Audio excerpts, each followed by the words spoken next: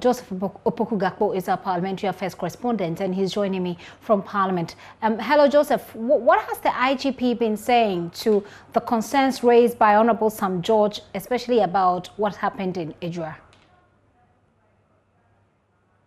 Funny enough, Gifty, he didn't specifically address the concern having to do with the Ejura constituency killing that happened yesterday.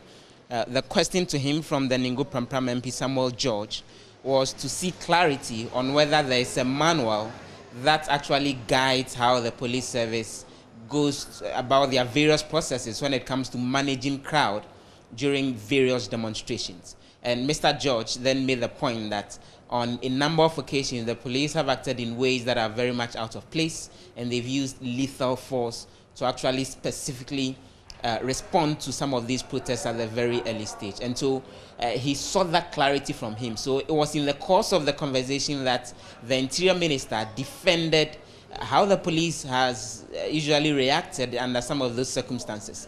And in the course of the Interior Minister's defense, then Mr. George sought to draw an example out of what he had said, and said that even how the police acted in Ejura was very much out of place. But Mr. James Opombuenu has been explaining to members of the Public Accounts Committee that there's actually a manual that the police use when it comes to controlling crowd. And that manual is very categorical that at first, if they want to disperse members of any demonstrating team, they first need to talk to them, and it's only when they see them make use of any form of arms in how they are responding to the police that the police would have the right to fire back. On the use of force, normally you speak to the people through a megaphone, or you shout if they can hear you, and you spray water, you throw tear gas, and then you use blank ammo, and then eventually you use live ammo. But Honorable Chair, you and I know that in very fluid situations, there's no hard and fast rules when the lives of the police officers are threatened, that they should go through all this. So depending on the nature of the situation you are dealing with, then you can go through all these motions. Let me add that if you are dealing with unarmed demonstrators, then you will not go for live ammo. But when you see somebody in the rioters or crowd holding a weapon or an implement which can or is capable of being used to kill a police officer or to injure him seriously,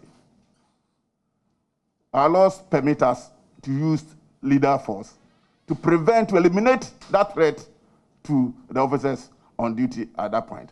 So it depends on the situation you are dealing with.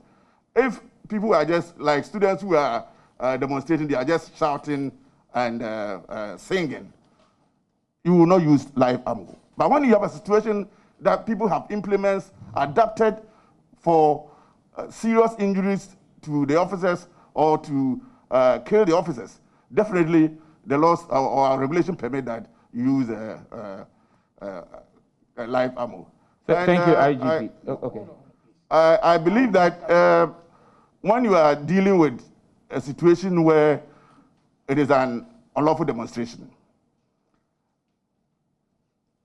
if you are dealing with situations where people are on unlawful demonstration and they are armed, definitely, and what people don't know is that A may be armed, B may not. B may not know that A is armed. So being in the crowd does not necessarily mean that you know what is happening. But technically, you are responsible for whatever the person is doing. So we take steps to eliminate that threat to the officers who are on duty at any particular time.